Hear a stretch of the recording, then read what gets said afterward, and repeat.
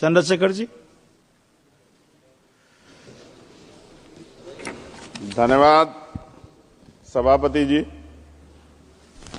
राष्ट्रपति जी के अभिभाषण पे मुझे आपने मेरी बात रखने का मौका दिया। मैं जातिगत जनगणना से शुरुआत करूंगा जिसकी देश को जरूरत है, क्योंकि जनगणना होगी तो आंकड़े आएंगे तो जो बजट दिया जा रहा है वो सही तरह से लोगों तक पहुंच पाएगा, उस बजट का लोगों को फायदा होगा। दूसरी बात, अयोध्या में 3 दिन तक पुलिस ने कार्रवाई नहीं की। इसका खामियाजा एक बेटी को अन्याय के रूप में उठाना पड़ा और मुख्यमंत्री जी यहां खड़े होकर राजनीतिक स्पीच में उस बेटी के अपमान का तमाशा बना रहे थे। ये बहुत दुखदाई है। साथ साथ कुंभ में जिनकी जान गई उनको मैं श्रद्धांजलि देता हूं और मुख्यमंत्री जी को आपके माध्यम से कहता हूं कि वो सूची दे दे तो मुआवजा सब लोगों तक पहुंच जाए। बहुत अच्छी बात है। एक आईना सर मुझे दिखाना है देश भर की सरकारों को। यही बागपत के एक बच्चे ने न्याय नहीं मिला सर, आत्महत्या कर ली पार्लियामेंट के सामने जितेंद्र ने। परभनी में बाबा साहब अम्बेडकर के स्टैचू तोड़ी गई सर। वहां सोमनाथ सूर्यवंशी को पुलिस ने मार दिया सर। यहां पंजाब में सर अमृतसर में बाबा साहब अम्बेडकर की प्रतिमा पे किस तरह का अपमान किया गया। गोरखपुर में 2 दलित बच्चों की हत्या हुई सर। सूरत में एक दलित बच्ची को फीस ना चुका कारण अपमानित किया गया, उसने सुसाइड कर लिया सर। झुंझुनू में राजस्थान में एक बच्चे की पिटाई की गई मटकी छूने पे सर दोबारा। कठुआ जम्मू में सर एक नाबालिग बच्ची का सामूहिक बलात्कार किया गया सर। साथ साथ सहारनपुर में भूमाफियाओं ने शमशान की भूमि को देवबंद में सर जबरन कब्जा करने की कोशिश की, गोलीबारी की सर। आजमगढ़ में सूरज की हत्या सर हो गई और पुलिस बचाने काम करे अपराधियों को। सर SC/ST को पहले जमीन मिलती थी पट्टों के रूप में, कई सरकार ने दी। उन जमीनों को पहले तो दबंगों ने कब्जा के रखा और अब उन जमीनों को सरकार भी छीन रही है सर। शहर में रहने वालों को SC/ST को आवासीय पट्टे दिए जाने चाहिए। आजादी के 75 साल भी घर नहीं है, बाद भी SC/ST के बच्चों को जो स्कॉलरशिप दी जाती थी, केंद्र और राज्य का आपसे विवाद है कि 60% आप दोगे, 40 हम देंगे। इस चक्कर में कई बार स्कॉलरशिप सब नहीं समय पहुंचती, मानसिक प्रताड़ना होती है, स्कूल परेशान करते हैं, कॉलेज। इसलिए मेरी राय है सर कि 0 बैलेंस पे उन बच्चों का एडमिशन कराया जाए। जब सरकार कुछ करना चाहती तो बच्चों को फायदा हो जाए। और देश भर में सर बहुत सारे छात्रावास बने हैं, लेकिन उन छात्रावास की स्थिति ऐसी है जर्जर जैसे हमारे स्कूलों की है। इन छात्रावास का जीर्णोद्धार करा जाए, उनकी रख रखाव का ख्याल रखा जाए, क्योंकि यहाँ देश का भविष्य तैयार हो रहा है। और ऐसी हालात सर स्कूलों की है। स्कूलों के हालात आप देश भर में, मैं उत्तर प्रदेश से आता हूँ, जाके देखोगे नगीना क्षेत्र में सर अगर स्कूल गिर जाएगा किस दिन बहुत बड़ा हादसा हो जाएगा, कोई पूछने वाला नहीं है सर।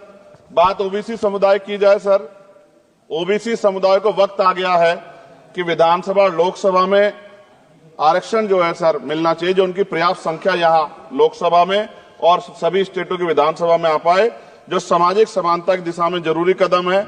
OBC को भी SC/ST की तरह सर प्रमोशन रिजर्वेशन मिले। OBC आरक्षण में जोड़ा गया सर असंवैधानिक है, क्रीमी लेयर उसको खत्म किया जाए। सरकारी स्वायत्त संस्थानों में भी सरकारी विभागों के समतुल्य पदों को चिन्हित किया जाए तथा उनकी समतुल्यता स्थापित की जाए, ताकि इन संस्थानों में कार्यरत OBC कर्मचारियों के बच्चों को भी आरक्षण का लाभ मिल जाए। सर पत्रकार सुरक्षित नहीं है। पत्रकार मुकेश चंद्राकर की सर भ्रष्टाचार के खिलाफ आवाज उठाने पर हत्या की गई सर। कौन पत्रकार ईमानदार से पत्रकारिता करेगा। किसानों को MSP की कोई लीगल गारंटी नहीं। एक बड़े किसान है दल्लेवाल जी, 69 दिन से सर जीवन और मौत के बीच आमरण अनशन पे है। क्या अब तक किसी दिन उनकी जान चल जाए, सरकार को संज्ञान लेना चाहिए। सर माइनॉरिटी की बात करूंगा, धार्मिक आस्था की बात है, हम तो सभी का सम्मान करते हैं क्योंकि हमने शपथ ली है, हम संविधान को मानने वाले लोग हैं। लेकिन सर बड़ौत में भगवान आदित्यनाथ निर्वाण लड्डू पर्व के दौरान दुर्घटना हुई, 8 लोगों की जान चली गई, श्रद्धालुओं की 75 घायल है, सरकार ने संज्ञान नहीं लिया। अयोध्या की तरह उनको मुआवजा दे देते तो उनके मन में भी जो माइनॉरिटी है पीड़ा जो है वो खत्म हो जाती। न्यायालय द्वारा पारित आदेश के बावजूद जैन समाज को जैन महातीर्थ गिरनार जूनागढ़ गुजरात पे पूजा करने रोका जाए, जो उनके मौलिक अधिकार का उल्लंघन है सर। बरेली में सार्वजनिक रूप से हजरत पैगंबर मोहम्मद साहब के खिलाफ सार्वजनिक अपमानित गाने चलाए गए।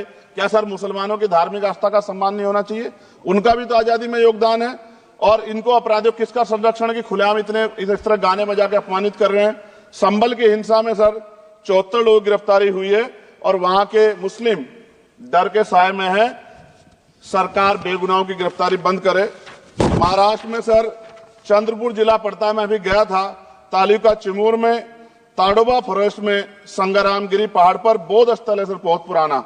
वहां बौद्ध भिक्षु को सरकार बिजली नहीं देती, रास्ता नहीं देती, और इतनी बुरी हालत में उनकी धार्मिक आस्था क्या है सर, तथागत बुद्ध की ज्ञान स्थली होने के कारण बोध गया में बौद्ध धर्म के अनुयायियों के लिए जो बहुत महत्वपूर्ण स्थल है सर, इस स्थल पर अवैध कब्जा हटवाकर बौद्ध धर्म के अनुयायियों को सौंपा जाए। उनमें बड़ी चिंता, देश विदेश से लोग आते हैं, तो यहाँ हमारे देश की छवि भी खराब हो रही है।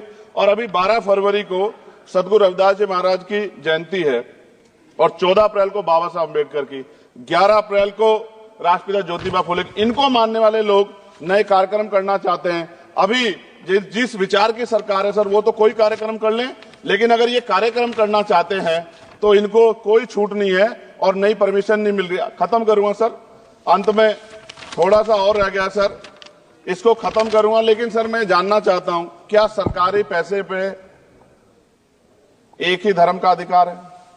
दूसरे धर्म के धार्मिक आयोजनों पे अभी कुंभ में 7,500 करोड़ रुपए खर्च किया आपने। आप रविदास जयंती पे कितना खर्च करेंगे? आप 14 अप्रैल को डॉक्टर बाबा साहब अम्बेडकर जिनकी जय जयकार होती है, उन पे कितना खर्च करेंगे? और उनके विचारों को आगे बढ़ाने के लिए आप क्या सहयोग करेंगे? ये सवाल बहुत बड़ा है। और अंत में सर मुझे आपसे, आपके माध्यम से सरकार को कहना है सर, क्या इस देश से दलितों, मुसलमानों, पिछड़ों, आदिवासियों को निकाल देना चाहती है सरकार? जिस तरह से उनके अधिकारों को, स्कॉलरशिप को, उनकी पढ़ाई को, हेल्थ सिस्टम में कोई पैसा नहीं खर्च हो रहा है, क्या उनको निकाल के इस देश को ऐसा देश बनाना चाहते हैं जहां कुछ ही धर्म के लोग रहेंगे? सर मैं ये कहना चाहता हूं, देश सबका है, और अगर सरकार ये तय करके बैठ गई कि वो दलितों, मुसलमानों को, पिछड़ों को, आदिवासियों को निकाल देगी, तो सर ये संभव नहीं।